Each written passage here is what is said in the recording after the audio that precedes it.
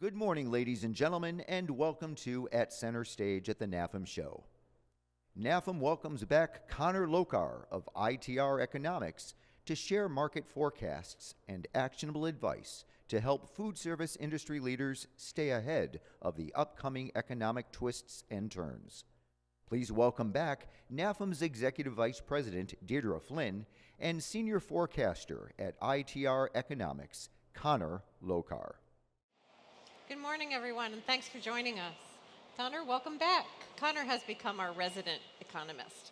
So we've enjoyed having Connor at the NAFEM Show and at the NAFEM Annual Meeting and Management Workshop. So let's get right into it.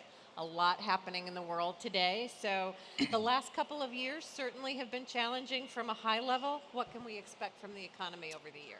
Well, first of all, Dee, it's great to be back. You know, this show, it's bigger than ever. It only took me like an hour to find the center stage here this morning, weaving through everybody. But no, I'm really excited today. You know, I get to be happy Connor, which I didn't get to be last year because, you know, as far as the economy is concerned, it really has been a very difficult, I would argue 2 years, but, you know, for some 12 to 18 months, you know, particularly in the manufacturing world. And we think things get better in 2025 and 2026. Just from a high-level, simplistic framing standpoint, we think manufacturing outcomes improve this year, whether it's for folks, you know, in the food service and equipment world or otherwise. You know, and that's a really big change from 2023, 2024, where we had just a really nasty combination of slowing economic growth, ultimately contracting domestic manufacturing activity, recessionary outcomes in a lot of industries, pent-up inventory issues that ballooned in 2023 and then had to be worked off in 2024. And, you know, a lot of folks, you know, when they turn on the news, no one was talking about that, right? You know, they were talking about, you know, hey, Bitcoin's at, you know, 6 figures, and look at what the stock market's doing. Isn't that great? And look at GDP. Isn't that doing great? And it was really underrepresenting the pain that a lot of businesses, particularly manufacturers, were feeling over the last couple of years. So we're excited, you know, from a proverbial market view standpoint. We think things actually get better this year for the first time in a couple of years. So I think folks should be really looking forward to that. That's great.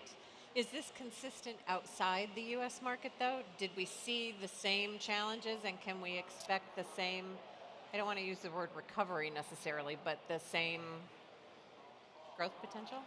I would argue directionally, yes. I mean, I guess my framing over the last 12, 18 months is, you know, the U.S. market and really the North American market has been, you know, the least ugly duckling, if you will. Europe has really, really struggled this cycle, dramatically underperforming the United States. Japan really struggling. China is publishing that they're growing between 5 and 6%, but they're basically always going to publish that they're going between 5 and 6%. When you look at any of their other metrics, their steel product production, cement product production, res, non-res construction, everything has screamed recession for China. So as you go around the globe, everyone struggled over the last 2 years, which is kind of expected, right? You know, coming out of 2021, 2022, the prolific surging demand, the low interest rates, you know, all of a sudden that started to flip where inflation went up, interest rates went up, pent-up demand was bled off, backlogs were burnt off, inventory started to balloon. So we really saw this play out everywhere. And, you know, believe it or not, I think it was the least bad in the U.S. market compared to most geographies around the world. So going forward for 25, 26, we think those other non-U.S. geographies should be generally improving over the next couple of years. I would rate the U.S. market the highest based on that, and obviously there's going to be some tariff complications in there, which we'll get to, I'm sure. But you know, overall, again, it's, you know, for our manufacturer members that aren't just relying on the U.S. market, and if they just felt everything was pretty tough over the last 2 years, I think that's really fair based on all the data that we've been looking at. So we read all these apocalyptic headlines about the consumer and credit card debt and the like. You said you're going to be happy, Connor, this presentation? Excuse me. So as we read those, is there room for improvement? Is there reason to be optimistic? You know, I think so. I think that there's room for things to get better. You know, it's so funny. You can go to any publication and kind of find whatever headline you're looking for. You know, you can find one that says everything's fine. You can find one that says the sky is falling, and typically it's going to be somewhere in the middle. Obviously, we saw really, really challenged consumer outcomes over the last couple of years. You know, on an inflation-adjusted basis, depending on what deflator used to take inflation out, we actually saw retail consumption was in a recession starting in early 2023 through the balance of 2024. And we saw dramatic deceleration in food services, retail outcomes, like outside the home food consumption, whether it's quick serve, full sit-down dining, again, the things your members care about. We saw all that, really softening. And, at times in 2023, 2024, none of the headlines were talking about this. They were saying, look at the stock market, look at GDP, look over here, look over there, there's nothing to worry about.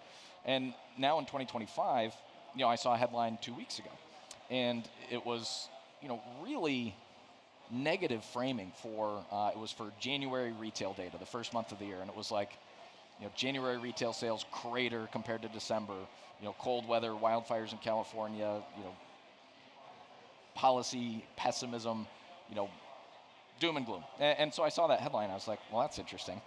So I pull up the data in our system, and just for reference, retail sales in January decline relative to December, no matter what. Like, that is a seasonal rate. Like, they could run that headline every single year. December is the end of that holiday season peak. December, it drops like a hot stone, and then it starts to ramp back up for the rest of the year. So it's kind of immaterial if retail sales declined in January. The question is, how much did they decline? Sure. So I pull it up in our system on both a nominal dollar and inflation-adjusted basis. It was the third mildest decline ever, for a data set going back 75 plus years. It was the third mildest ever. But the headline framing, and again, most of you in the audience, like, you would just catch that headline and be like, oh, well, that stinks. It says it's the worst ever. And so, but that wasn't the data reality. So, as we look at things like, same thing with consumer credit card debt, nominal dollar consumer credit card debt with a rising population and a positive inflation rate is basically always at an all-time high. Like, that's just like the default setting. It actually only declines when you're in a recession, and typically a big one, which is kind of like counterintuitive a little bit. So in a weird way, you almost get nervous when you stop reading headlines that consumer credit card debt is at an all-time high. For us, what we care about is, what does that aggregate debt level look like relative to incomes? What does that look like in terms of, are they making payments or not? And when we look at total household debt and credit card debt as a percentage of inflation-adjusted disposable income, it is basically consistent with where it was 5 years ago prior to the pandemic, 10 years ago, dramatically lower than, say, 20 years ago leading into the Great Recession. So we think that there's some cracks. Share of consumers making minimum payments is rising a little bit. Not relevant for this industry, but if I had to pick a consumer credit class I was worried about, it'd actually be auto loan debt. We're seeing repossessions rising, past 90 days delinquent on a car rising.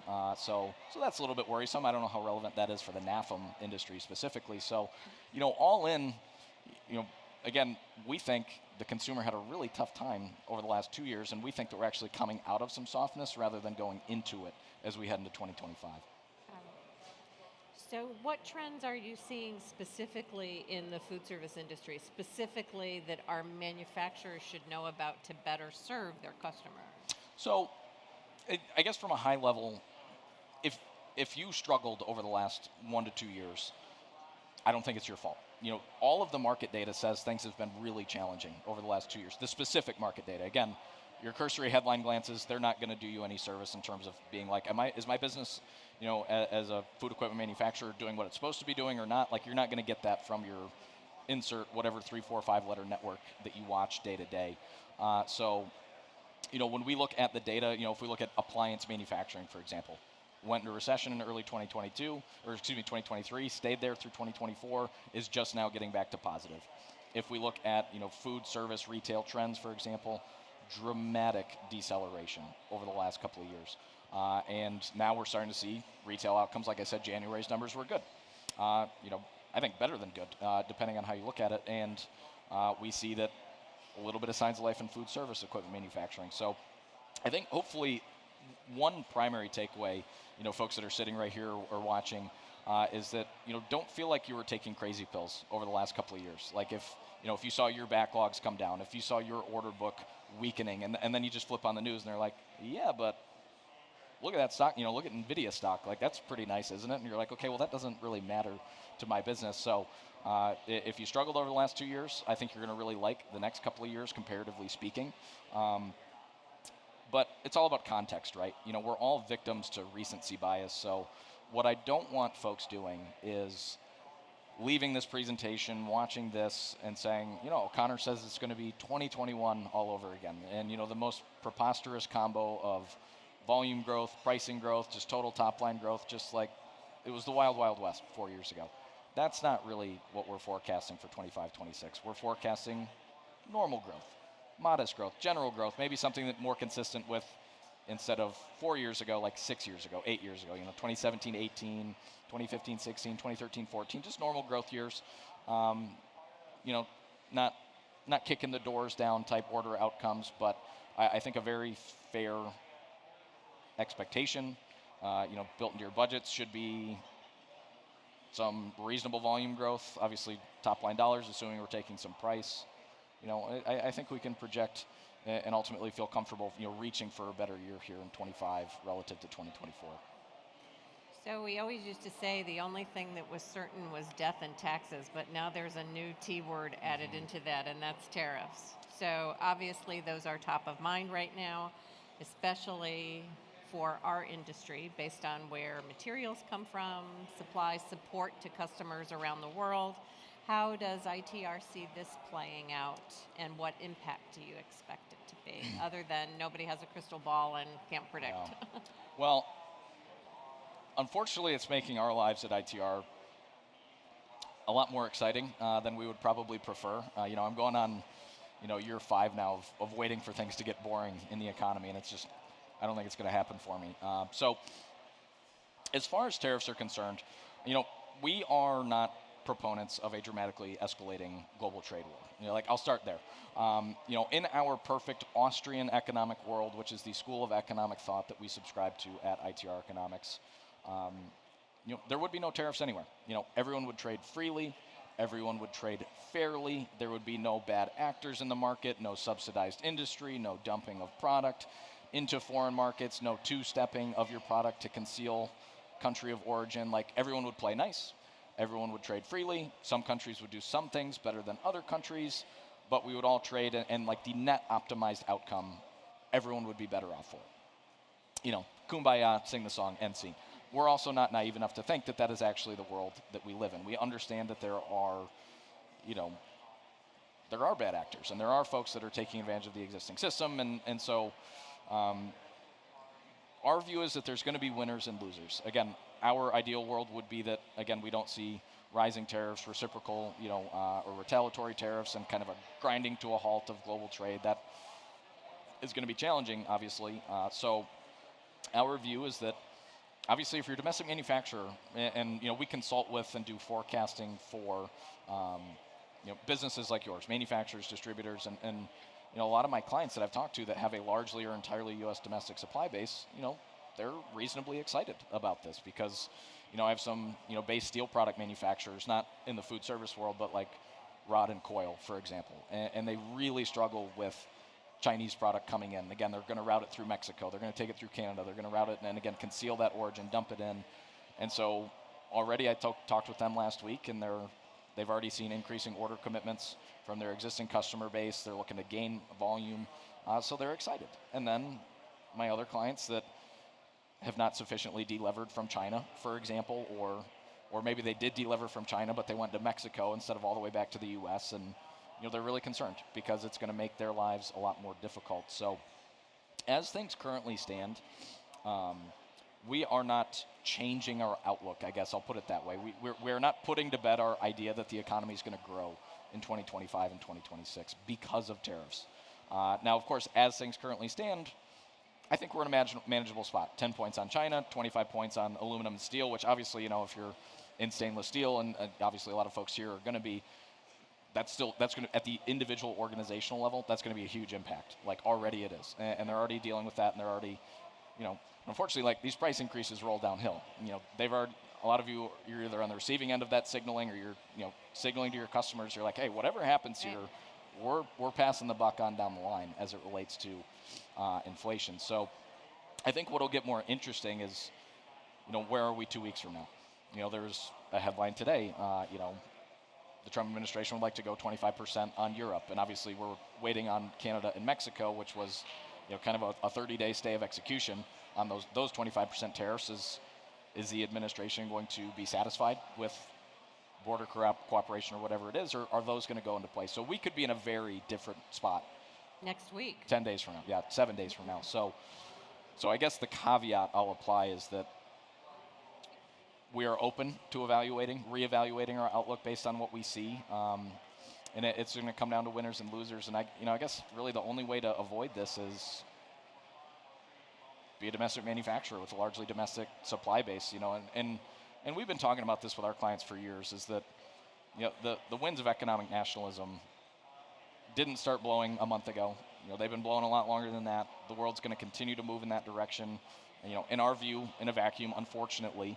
But if the world wants to play the protectionism game, no one can play it better than the United States, because we're in such a unique position where everyone needs our demand domestically more than we need non-U.S. market demand.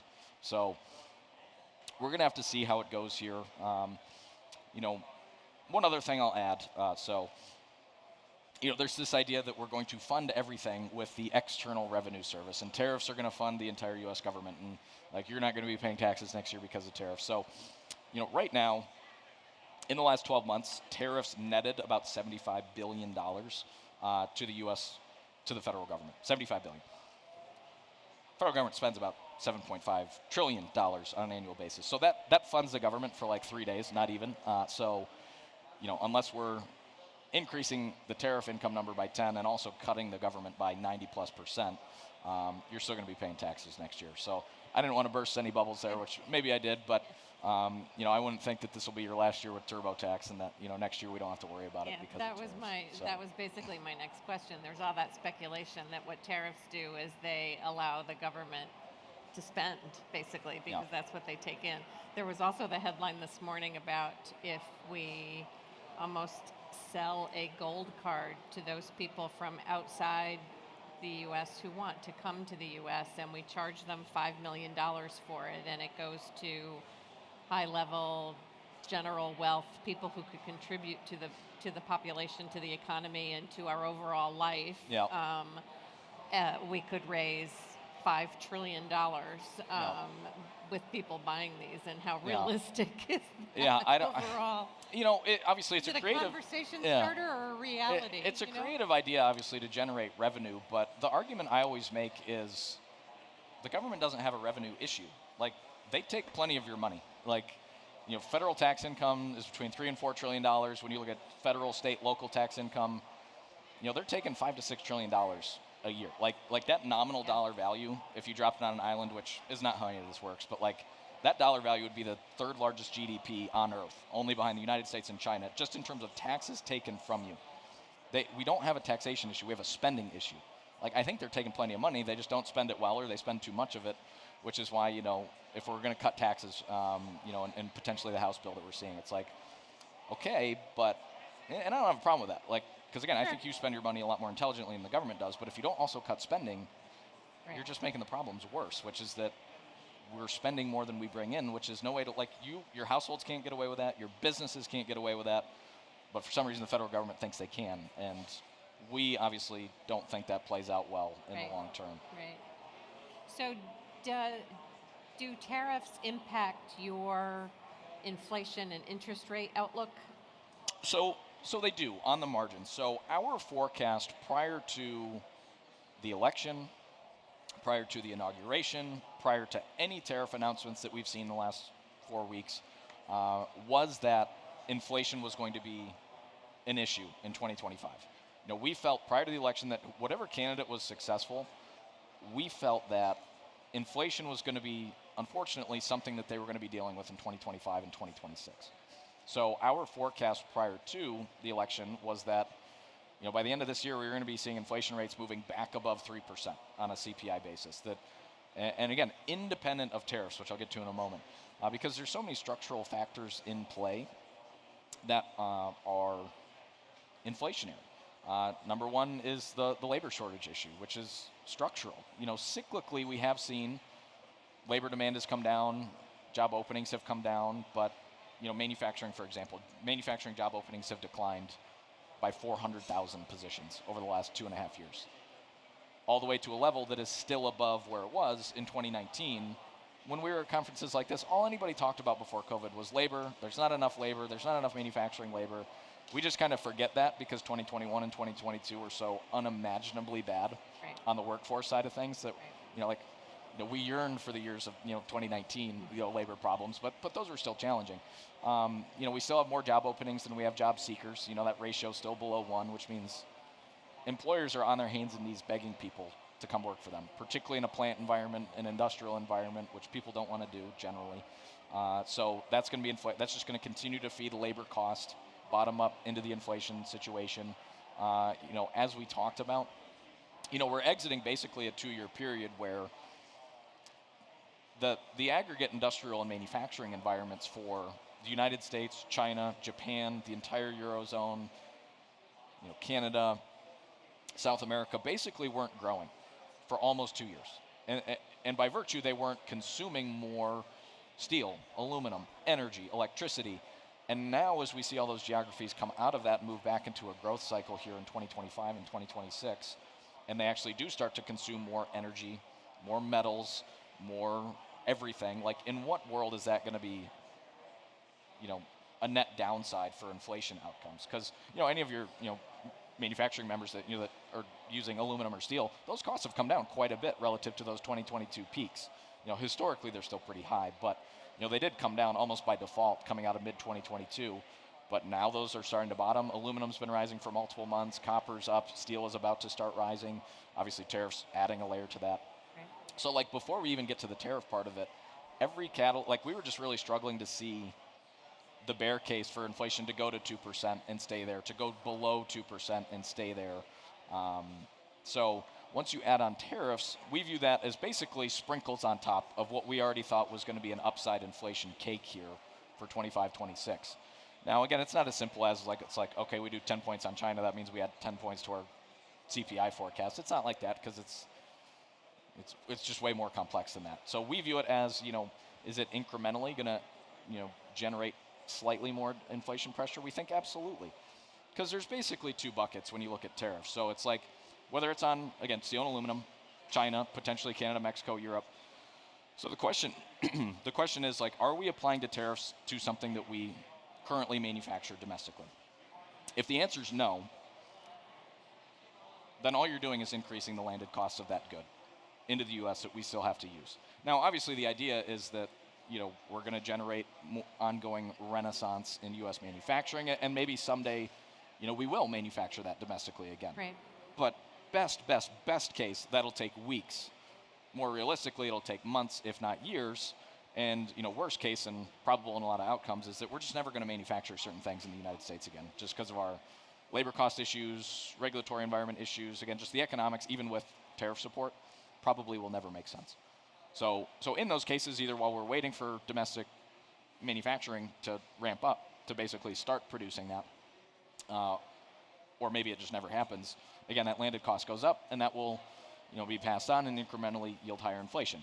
Now, in the cases that we do manufacture the good under tariff domestically, it's still probably going to be inflationary because those folks that manufacture domestically can now charge more. And if you can sell the same amount or maybe more volume while charging more, people are going to do it because they're rational market participants. And I don't begrudge them for that. I'm telling all of my clients, if you can get a price-taking story out of tariffs to support your business, go do it. And I just think that's the rational market outcome. So no matter which way you look at it, we think it's going to be generally inflationary. Now, I think the question for the administration, because I assume that they know this, is that can we accept the short-term inflation plan for the longer-term, well-intended outcomes of, again, increasing domestic manufacturing, creating more opportunities for the American worker, fortifying our domestic supply base to lessen dependence on China or whoever. But we do think that there are some unintended consequences tucked in there, and higher inflation outcomes are going to be part of that. So to kind of conclude a very long-winded thought thread here, the math as it matters for us is basically, is the additional inflation pressure that this is likely to add going to be enough to ultimately undermine what is currently anyway a rising income trend? On an inflation adjusted basis, incomes are rising. And that really wasn't the case, say, in 2022. when inflation was at like 9%. Because like if you got a nice 5% salary increase in 2022, inflation ate all that and then some. Now today, in a high 2% inflation environment, if you're getting 3.5%, 4.5%, you're finally moving forward again, which is why we're starting to see better retail outcomes, food service retail outcomes, manufacturing starting to come back. So the question is like, our current year-end target in the low threes, if that becomes 3.7% at the end of this year because we got like an extra half point out of tariffs. I don't think that's necessarily fatal. However, if we fast forward 10 months from now and it's 5%, 5.5%, because tariffs really added to this inflation situation, then I think that equation might start to go underwater, and then we start to have some problems. So, that's our responsibility for our clients, is to basically track that as it happens.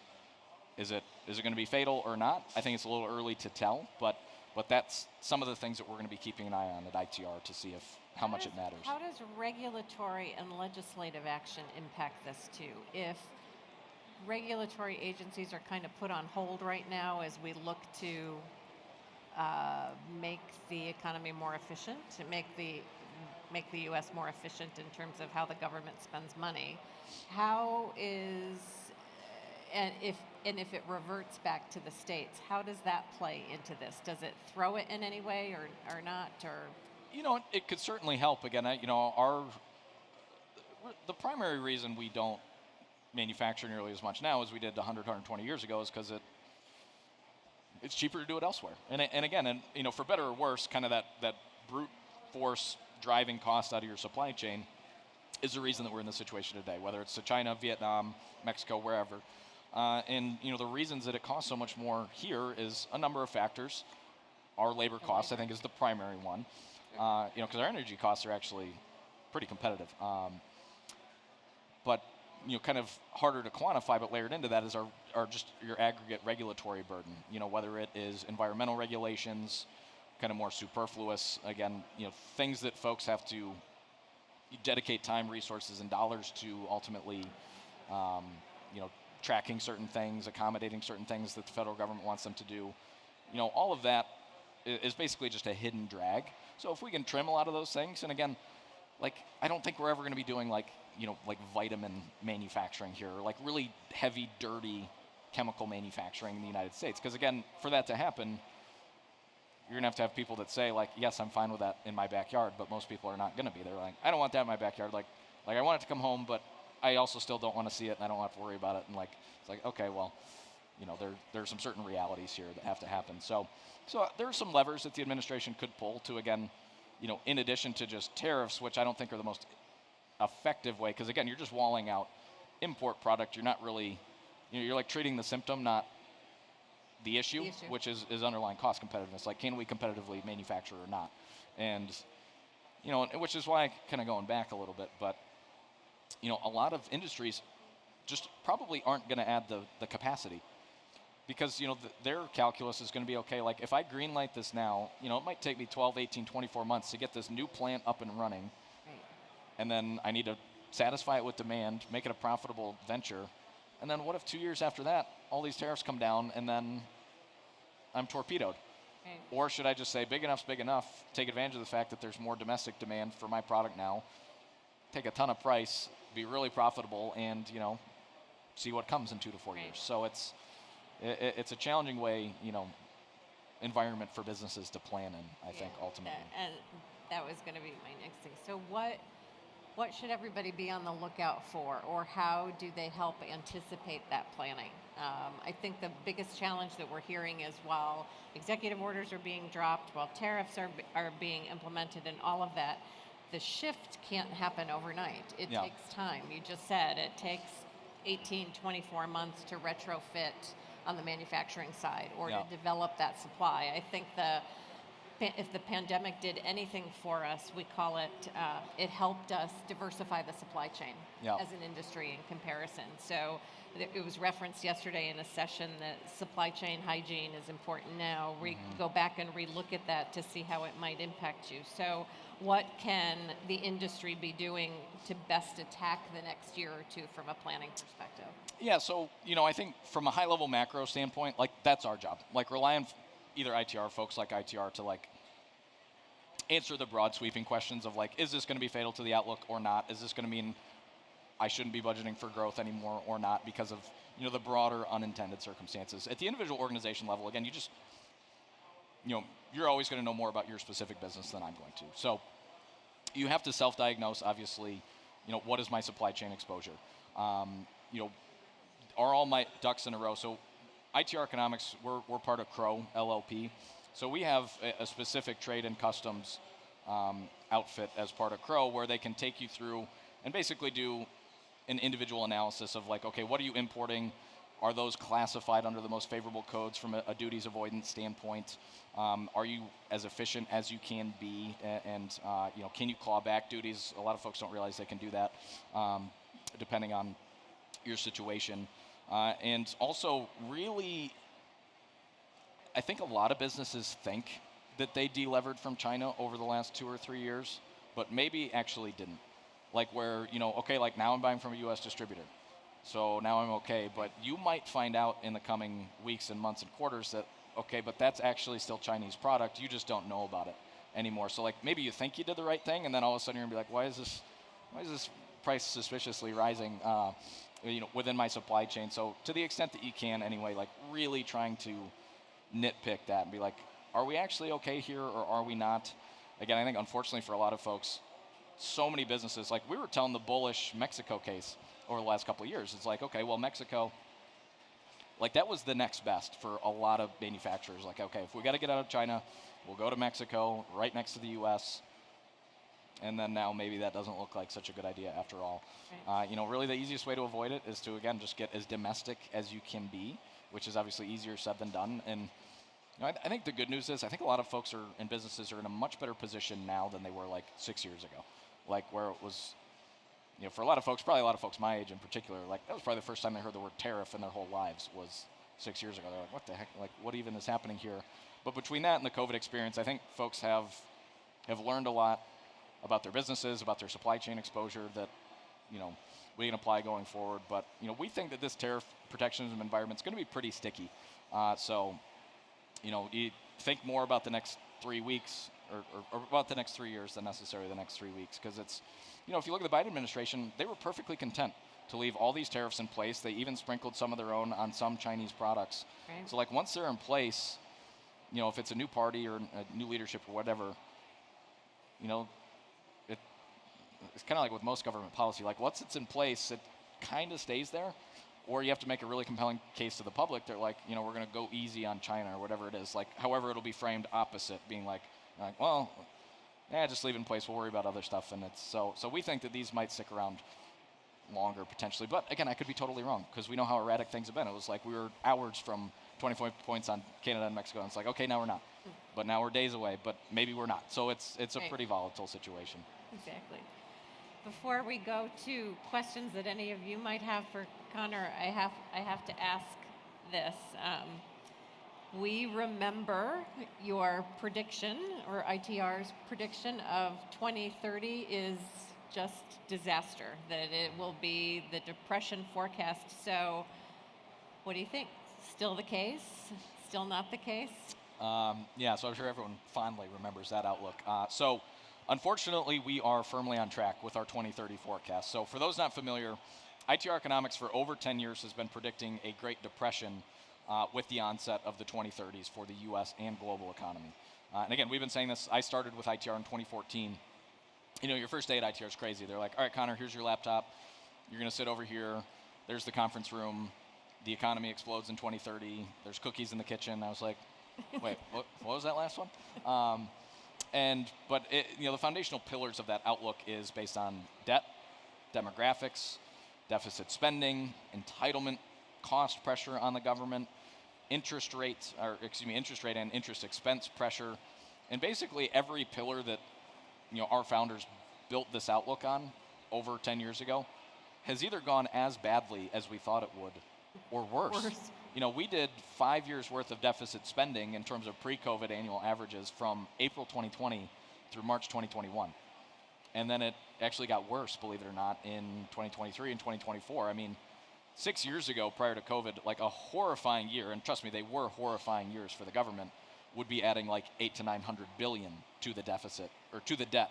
800 to 900 billion deficit on an annual basis added to the debt. for the last 2 years, 23, 24, we were doing that every 90 days. Like just unimaginable numbers. And, you know, I'm encouraged by some of the cost-cutting rhetoric we're seeing coming out of the government now, but again, it's on things that are ultimately pennies in the bucket because the immovable object is entitlements. You know, 85% of entitlements is Social Security, Medicaid, Medicare, veterans benefits. And, you know, we can tweak here and there in these tiny departments and and which we should do because I'm sure that there's rampant waste all over the place. But ultimately, you know, this is a problem 50 years in the making, which is not going to be fixed in 5 months. So we think that's on track, which is why everyone here, we got to make hay while the economic sun is shining over the next 2 to 5 years, take advantage of the growth in 2025, 2026, and what we think should be a general growth runway for, you know, the rest of this decade, but be ready to endure, I guess, for not just multiple months or quarters, but multiple years in the early 2030s. Is that traditional? Is it usually at the turn of the decade that you see that, though? Has it always been a decline or a conversation about heading towards a depression at the turn of a decade? What do you mean? Like 2020 did this, I mean, 2020 is not a good example of that because of what happened with the pandemic, but in 2030 there's going to be a Great Depression. In 2020 we had the pandemic, 10 years prior to that at the turn of the decade, and then it builds back up and we recover until the next decade hits and then it's doom and gloom again. Is that... You know, the math does bear that out, that it's kind of on these 10-year cycles typically. Yeah. You know, I think it just happens to be right now the math lines up with kind of your decade turns, because again, it was like 2020, we think 2030, you know, 08, 09 into 10, dot-com bubble, 2000, 2001, early 90s was 91, early mid-80s. So I think that's more coincidental than anything. You know, our 2030 timing is really based on the ballooning, particularly of baby boomer retirements, and again, just, you know, baby boomers are the biggest wealth-creating generation in the world's history. And they're also the most prolific, you know, equity purchasing generation in the world's history, the most prolific tax-paying generation in the world's history, you know, nest egg building generation in the world's history. And in the next 3 to 5 years, almost all of them will finally be out of the labor market and then become the most prolific government resource consuming generation on Earth, the most prolific Social Security pullers on Earth, the most prolific nest egg shrinkers on Earth. And again, starting, you know, all the stocks, equities, everything they purchase to build up, then they're going to start drawing on that. And we're just not ready for it. And the writing's been on the wall for decades, you know. There are frazzled, you know, economist-looking folks inside the government who've been ringing this bell every year for years, but, you know, they're just like, you know, don't worry about that guy over there. You know, we got to talk about. There's cookies in the kitchen, right? Yeah, there's cookies in the kitchen. Don't worry about it. So, you know, it's the great insult of the entire exercise is when it does happen, they're going to say, "Who could have seen this coming?" And it's just like anybody with like 4 brain cells, probably. But you know, is what it is. Does anybody out there have a question for Connor? So while we wait for some questions to come in, so on the screen here we're sharing now. Again, if you think ITR is fun, if you thought this was interesting, if you scan that QR code there, that'll give you some ways to learn a little bit more about ITR. You know, I always say let ITR be your 3-letter network as far as the economy is concerned, and you can go back to your favorites for all the fun things. But it'll take you to a landing page. You know, our financial resilience package is basically a 2030s forecast specifically for your organization to help you suss out what your exposure is there, what those numbers might look like for your organization to help with your long-term planning. You know, my work, when I'm not doing keynotes, I work with manufacturers on a more of 1 to 3 year forecast and planning basis to make sure your budgets and resource allocations aligned. So I can't encourage it enough. Like, when I get to come up here and chat with you, like, this is fun, but the consulting work is the really high-impact individual organization stuff that we strive for at ITR. So, so with that out of the way, any questions in the audience? So, oh, there's one. Sorry. Hey, Connor. Whoa. The 2030 cliff, whatever you guys call it. Yeah. What would you expect the top industries to be impacted during that time? Well, your industry is going to be a little bit unique because people have to eat, but they don't necessarily have to eat outside the home. So this might look, you know, so I would be a little bit concerned about your industry because, again, I think, you know, kind of what consumers were doing over the last 2 years, where it was just like, you know, their eyes are popping out of their head when they're looking at some of these restaurant menu prices, some of these quick serve prices. They're, shopping more, at the grocery store. They're having to substitute within the grocery store. So anything really tied to discretionary income, I think is going to be pretty challenged in this time frame. Certain sectors, healthcare, we think, almost by demographic necessity, the demand is going to be there. I don't know what the regulatory environment is going to look like, but for food service or relying on food service, and again, maybe it's higher end restaurants get hurt a little bit more, but maybe more budget friendly, quick serve, within that overall portfolio fares a little bit better. I think for most industries, though, it's going to be shades of gray. Like, not are we growing, it's going to be how much are we declining, and is that favorable relative to everything else? So, I definitely think for this industry, I would have some concern about. And again, it's what I always go back to is something my boss, Alan Bolio, would always say, if we're correct and it's an environment, where we do see 15, 18% unemployment, which sounds terrifying, right? That still means employment rates of 85, 82%. Like, people still have jobs, they still have money to spend, they still own homes, they're still going to go out to eat, just not as much. So it's just make sure that we have some dry powder, that we're, out of debt, out of danger personally and in the business, and either we have a war chest to draw on or to get really aggressive with on the acquisition front, and, really have some life-changing opportunities in this carnage as well. You just got to make sure you're ready for it, and you're not, be the buyer, not the buyee, if you will. I've heard you and your colleagues before talk about what to do and how to spend and prepare heading into 2030, buy a house or invest this way. Talk a little bit about that. Yeah, I think from a personal investment standpoint, what you've been doing over the last 3 or 4 years will continue to serve you over the next 3 to 4 years. For better or worse, in a growth and high inflation environment, again, you almost have to stay risk on. You're going to have to stay in the equities pool. Because if you're sitting on cash, you're getting bled slowly like a stuck pig by inflation. So you're going to have to stay kind of in the game here for the next 3 or 4 years.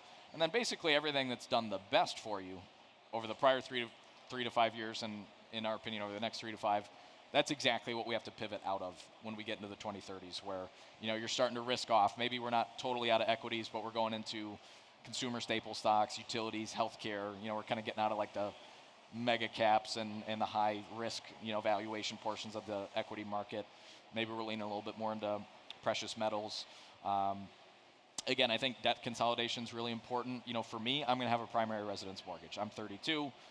I would rather have, and I have a low rate too, I would rather have the dry powder that I would otherwise basically have to burn to get out from under the mortgage. I'd rather have that to play with in the 2030s and manage that debt. But what I don't want people to have is, certainly no variable rate mortgages, but like a primary residence mortgage, a second residence mortgage, an outstanding home equity line of credit, 2 high interest rate auto loans. I mean, you're just begging for disaster at that point. And something I'm a proponent of anyway is undeveloped land.